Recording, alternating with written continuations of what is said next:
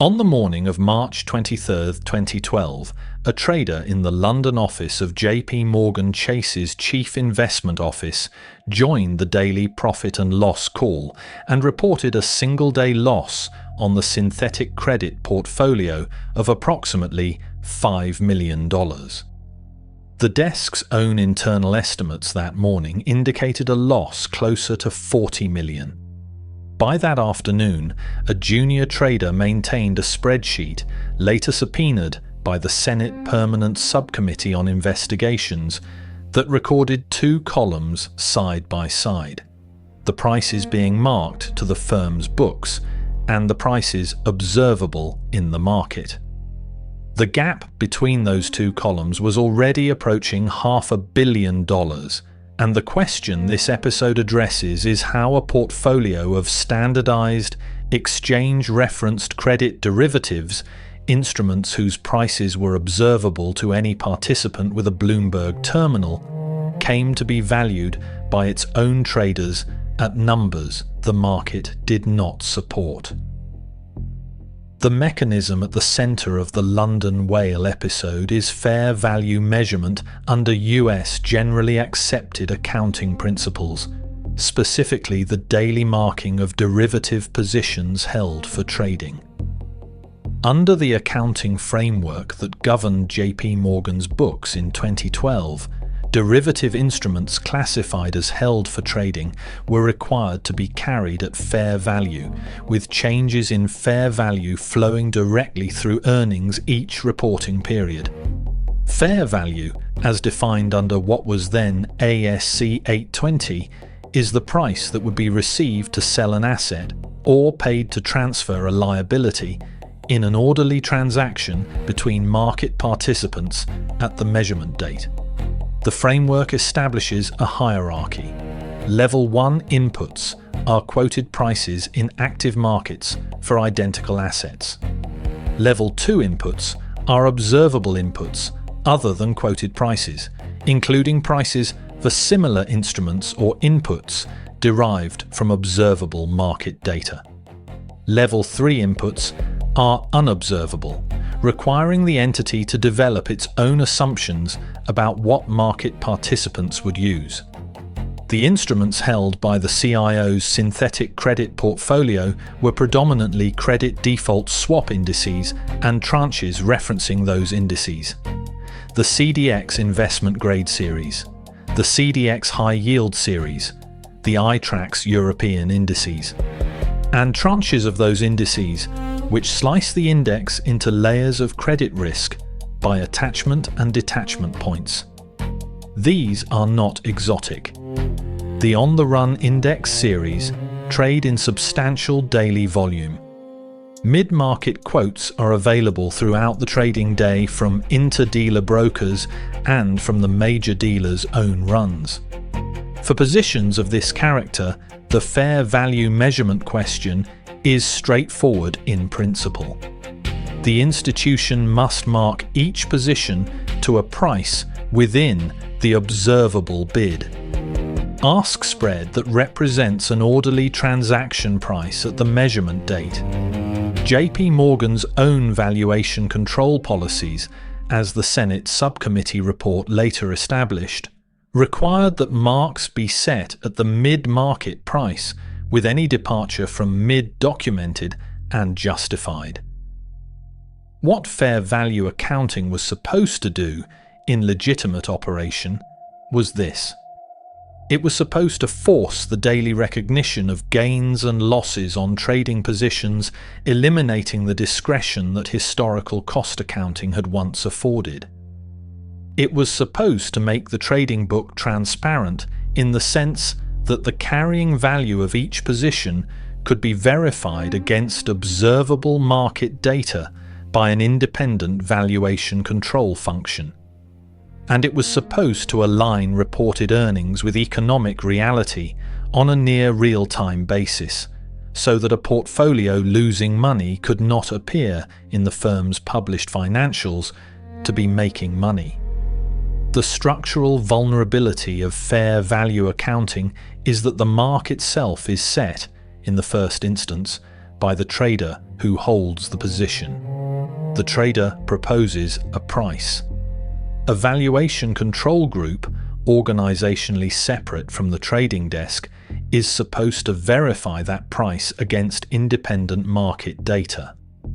Where the position is large relative to observable trading volume, or where the instrument is bespoke, the verification becomes more difficult and the trader's discretion becomes wider.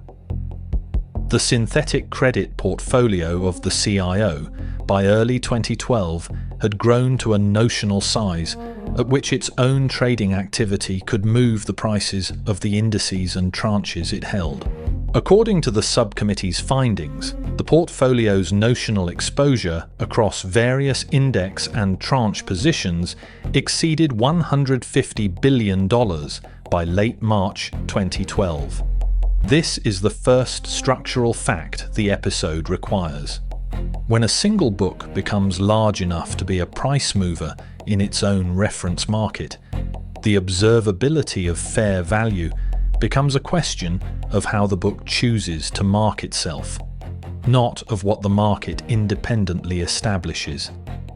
The architecture of the loss and of its concealment can be reconstructed from the public record. The SEC's September 2013 administrative order, the OCC consent order of the same period, and the Senate Subcommittee's 300-page report establish the sequence with substantial precision. Step 1. The Chief Investment Office, located within JPMorgan's corporate function rather than its investment bank, managed the bank's excess deposits. Its mandate was conservative. Invest the firm's structural liquidity in high-quality assets and hedge tail risks to the broader balance sheet. The synthetic credit portfolio within the CIO was established to provide credit tail protection. In a severe credit downturn, the portfolio was supposed to generate gains that would offset losses elsewhere in the firm's loan book. Step 2. Beginning in late 2011 and accelerating through the first quarter of 2012, the SCP changed in character. Rather than reducing its positions as credit markets recovered from the 2011 sovereign stress, the desk added to them. The record establishes that the desk increased long credit exposure through the sale of protection on investment-grade indices, while maintaining short positions in other indices, producing a complex book with offsetting but not matched positions. By the end of March 2012, the notional gross size of the portfolio had increased roughly threefold from the start of the year. Step 3. As the book grew, its positions in specific index series became large relative to the open interest in those series. The desk had, in particular, sold substantial protection on the CDX Investment Grade Series 9, an off-the-run index that traded with less liquidity than the on-the-run series. Hedge funds and other market participants observed the unusual flow and began to position against it. The nickname London Whale emerged in the financial press in early April 2012, referring to the size of a single market participant whose positioning had become visible to the rest of the market. Step 4. Beginning in late January and accelerating through February and March of 2012, the positions began to move against the desk. The credit indices on which the desk had sold protection widened. Under the mid-market marking convention, the daily mark-to-market loss should have flowed through to the books each day. This is the point at which the mechanism shifted from position taking to mark manipulation. The SEC's order, in paragraphs the Commission set out in its findings, established that beginning in late January 2012, traders on the SCP began to mark positions not at mid-market, but at prices within the bid-ask spread that were more favourable to the book. Long positions were marked toward the offer side. short positions were marked toward the bid side. The practice, in trader parlance, is to mark to the better side of the spread. Step 5. As losses continued to mount through February and March, the deviation from mid widened. The subcommittee's report reproduces internal communications in which traders discuss the gap between what the desk was marking and what the market was showing. The trader maintaining the spreadsheet of two-column comparisons, according to testimony before the subcommittee, was tracking, on his own initiative, the cumulative variance between what the desk later termed the official marks and what he described as the true marks, reflecting actual market prices. Step 6. The variance by mid-March 2012 had reached, by internal estimates the desk itself produced, several $100 million. By the end of March, the SEC's findings establish the cumulative underreporting of losses in the SCP was in the range of hundreds of millions of dollars. As of March 30th, 2012, the close of the first quarter, the desk's official marks reflected losses of approximately $719 million. The desk's own contemporaneously produced estimates of the loss at mid-market were materially higher. Step 7. JPMorgan filed its first quarter 2012 Form 10-Q on May 10, 2012. That filing reported the firm's earnings for the quarter, including the results of the CIO. The reported numbers reflected the marks as set by the desk, including the systematic departure from mid-market. The CFO and CEO certified the filing under Sarbanes-Oxley. The record shows that the firm's senior management, by the time of the May filing, was aware that questions had been raised about the SCP's marks. An internal review had been initiated, but the 10-Q as filed presented the SCP's first quarter loss without the disclosures the SEC later found were required. Step 8. On July 13, 2012, JPMorgan restated its first quarter results. The restated figures reflected an additional loss of approximately $660 million in the CIO that had not been reflected in the originally filed 10-Q. The restatement was the structural admission. It established in the firm's own filings that the marks as originally reported had not represented fair value at the measurement date. The architecture of the fraud, then, was not the trading loss itself. Trading losses occur in trading businesses. The architecture was the substitution, over a period of approximately 10 weeks, of a marking convention that systematically favored the desk over the convention that the firm's own policies required. And the architecture was the certification of the resulting financial statements as compliant with GAAP, when the marks underlying those statements did not satisfy the fair value standard the JAP framework prescribed. The detection failure in the London Whale episode is, in some respects, more structurally interesting than the architecture of the fraud itself. The instruments at issue traded in observable markets. The verification problem was not the inherent unobservability of the inputs. The verification problem was the institutional architecture by which observable inputs were filtered through a control process that, as the record establishes, failed at multiple points. The first verification chain is the valuation control group.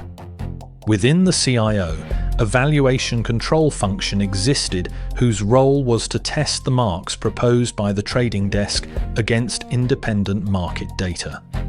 The subcommittee's report and the OCC's findings established that the CIO's valuation control function tested marks against a set of threshold tolerances.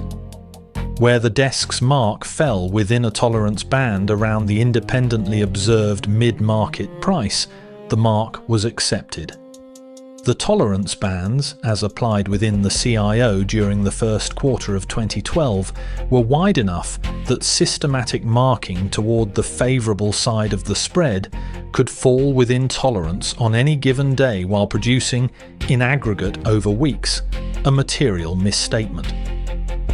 The second verification chain is the broader corporate valuation control structure. JPMorgan, as a firm, maintained valuation control resources outside the CIO. But the CIO's marks were reviewed in the first instance by CIO valuation control, with corporate-level review serving a secondary and exception-based function. The architecture treated the CIO structurally as a self-verifying unit for marking purposes, on the implicit assumption that the CIO's positions were of a character that did not require investment bank-level marking scrutiny. This assumption had been defensible when the CIO held primarily cash-equivalent and treasury-type instruments. By early 2012, with the synthetic credit portfolio at a notional size exceeding $150 billion in credit derivatives, the assumption was no longer descriptively accurate. The control architecture had not been updated to reflect what the CIO had become. The third verification chain is the external auditor. JPMorgan's external auditor performed an integrated audit covering both financial statements and internal control over financial reporting. The external audit cycle, however, operates on a different cadence than daily marking. The auditor's testing of fair value measurement focuses on year-end balances with limited interim procedures.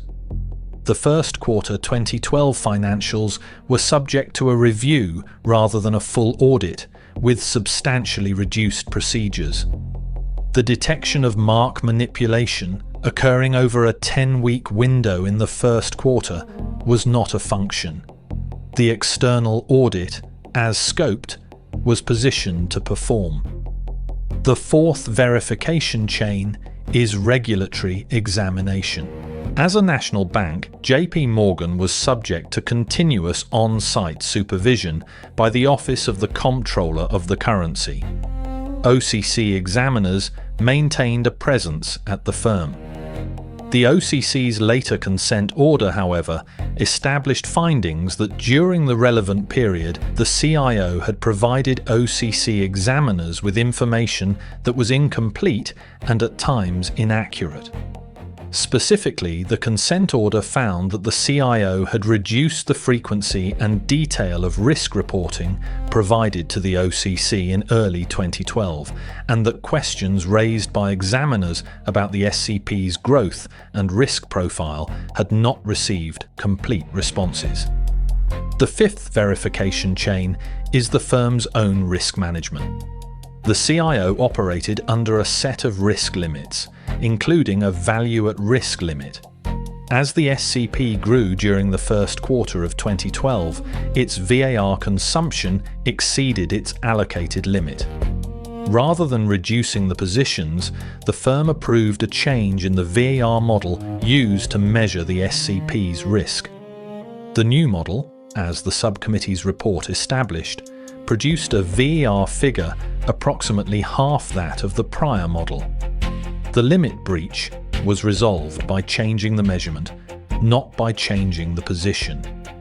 This is not, strictly speaking, a mark manipulation issue, but it is part of the same structural pattern. A control function whose outputs were managed by adjusting the inputs to the function rather than by adjusting the underlying risk. For detection to have occurred earlier, several conditions would have had to be true. The valuation control function within the CIO would have had to apply tolerance tests against a cumulative measure of deviation from mid, not solely against daily point-in-time deviations.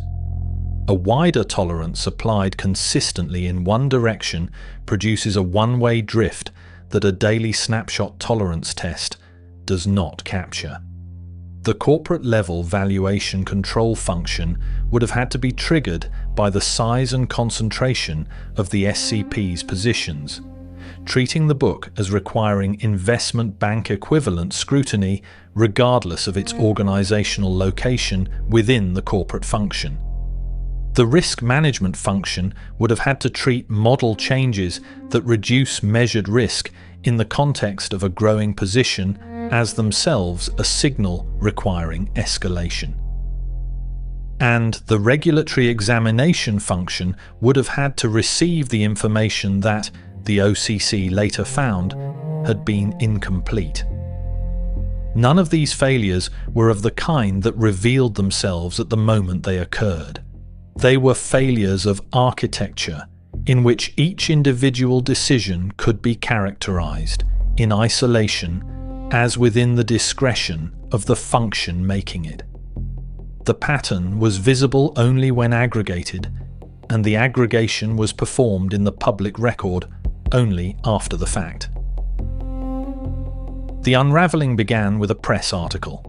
On April 6, 2012, Bloomberg News and the Wall Street Journal published reports identifying a single trader at JPMorgan whose positions in credit indices had become large enough to be moving the market.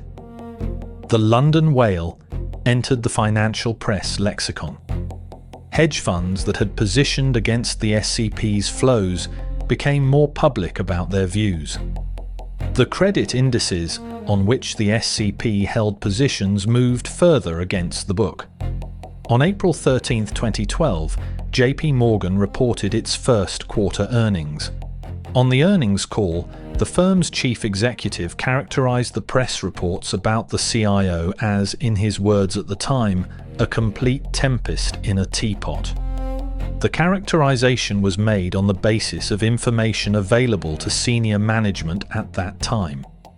The record subsequently established that the information available to senior management at that time did not reflect the full extent of the marking variances that had accumulated within the SCP. But the characterization, once made publicly, became part of the record against which subsequent disclosures would be measured. Between April 13 and early May, the SCP's losses continued to grow. The firm initiated an internal review of the CIO's positions and marks. On May 10, 2012, JPMorgan held an unscheduled conference call following the filing of its first quarter 10Q. On that call, the firm disclosed losses of approximately $2 billion in the SCP since the end of the first quarter, with the potential for additional losses depending on market conditions. The $2 billion figure referenced losses that had developed during the second quarter on the marks as the desk was then reporting them. The disclosure triggered the regulatory and law enforcement response. The SEC opened an investigation. The OCC initiated formal supervisory action. The Senate Permanent Subcommittee on Investigations, under its standing authority to investigate financial industry practices, began the inquiry that would produce the March 2013 report. The Department of Justice opened a criminal investigation focused on individual traders. The internal review at JPMorgan produced its own findings, summarized in the firm's task force report issued in January 2013. The task force report found that the marks reported during the first quarter had not been consistent with the firm's valuation policies, that the desk had marked positions toward the favorable side of the bid-ask spread, and that the resulting financial statements had required restatement. The report identified failures across multiple control functions, including valuation control, risk management, and senior CIO leadership. The restatement itself, filed July 13, 2012, was the operative public admission. The Form 10QA reduced reported first quarter net income by approximately $459 million after tax, reflecting the additional $660 million of pre-tax losses in the CIO that had not been included in the original filing. The restatement established in the firm's own filings under the certifications of its senior officers that the original first quarter financials had not been prepared in accordance with GAAP. The enforcement resolutions followed in September 2013.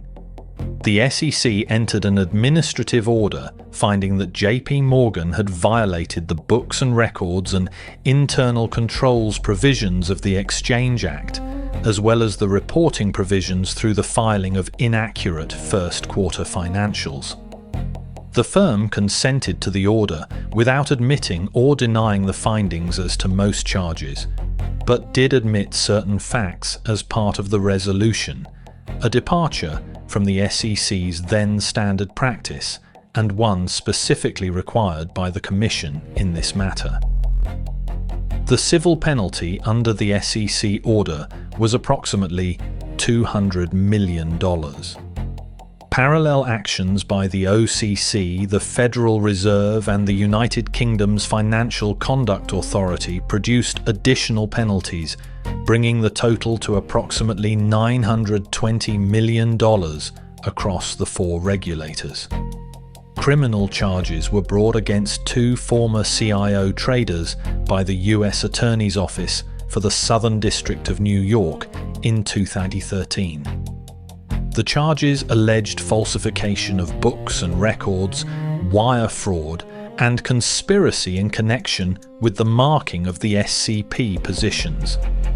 The charges against those individuals were subsequently dismissed by the government in 2017, with the Department of Justice citing, among other reasons, evidentiary issues, including the credibility of cooperating witnesses. No individual was convicted at trial in connection with the SCP marking. The trader, who had been identified as the London Whale, entered into a non-prosecution agreement with the government and was not charged. The civil and regulatory record, however, was closed. The SEC order, the OCC consent order, the Federal Reserve order, and the FCA final notice all entered as final administrative actions establishing findings as to the conduct of the institution.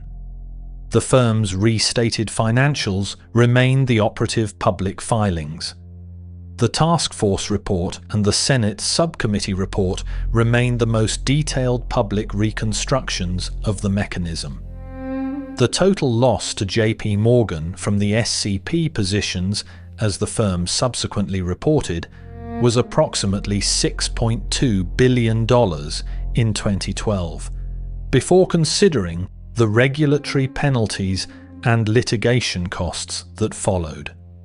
What the London Whale episode establishes as a structural matter is the limit of fair value accounting as a discipline on trading book risk, when the book in question is large enough to be a price setter in its own reference market.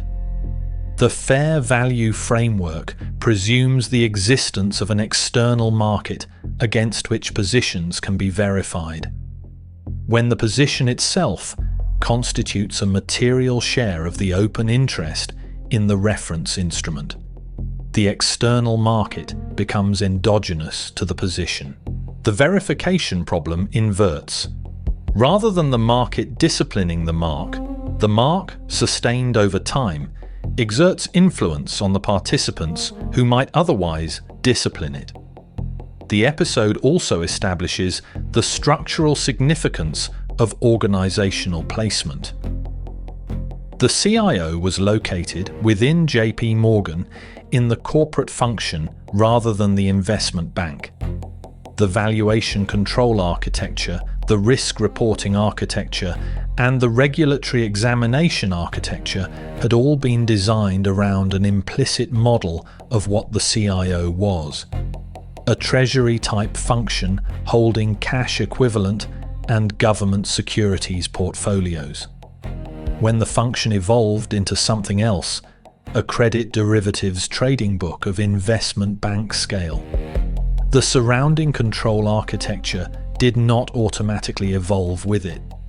The structural lesson is that control architecture is sticky relative to business activity, and that the gap between what a unit is doing and what its controls are designed for can widen substantially before any individual decision crosses a threshold that would force the controls to be redesigned. The regulatory response addressed several of these structural points. The Federal Reserve's subsequent stress testing framework under the Comprehensive Capital Analysis and Review process increased scrutiny of trading book positions at the largest bank holding companies, with specific attention to concentrated positions and to the risk management architecture surrounding them. The OCC issued revised guidance on heightened standards for large bank risk governance. The Volcker Rule, which had been finalized in conceptual form but not yet implemented at the time of the SCP losses, was finalized in December 2013 with provisions specifically addressing the question of which trading activities constituted permissible hedging versus impermissible proprietary positioning. The final rule included documentation requirements for hedging activity that were, in part, a response to the structural ambiguity the CIO's portfolio had presented. A book that was described internally and externally as hedging, but whose activity in the first quarter of 2012 was, by the findings of the subcommittee, indistinguishable in form from proprietary positioning. The fair value framework itself was not substantially revised in response. The ASC 820 hierarchy and the mid-market marking convention remained as they had been. What changed was the supervisory expectation around how that framework was implemented at scale, particularly the expectation that valuation control tolerance bands be tested against cumulative deviation as well as point-in-time deviation, and that the valuation control function for any trading book of material size operate with organizational independence from the trading function regardless of where the book sits in the firm's structure. The record on individual conduct remained mixed. The institutional findings were established by consent and admission. The criminal cases against individuals did not result in convictions. The asymmetry is a structural fact of the enforcement architecture for fair value misstatement. Institutional accountability through administrative action operates on a different evidentiary standard than individual criminal liability, and the same conduct that supports the former does not necessarily support the latter. The synthetic credit portfolio was wound down through the remainder of 2012. The CIO as an organizational unit was reorganized, with its trading activities substantially reduced and its remaining functions returned to a more conservative treasury-type mandate.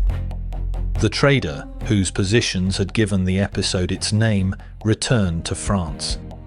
The spreadsheet with the two columns, the one tracking the official marks against what the trader keeping it described as the true marks, entered the public record as an exhibit to the Senate Subcommittee report, where it remains.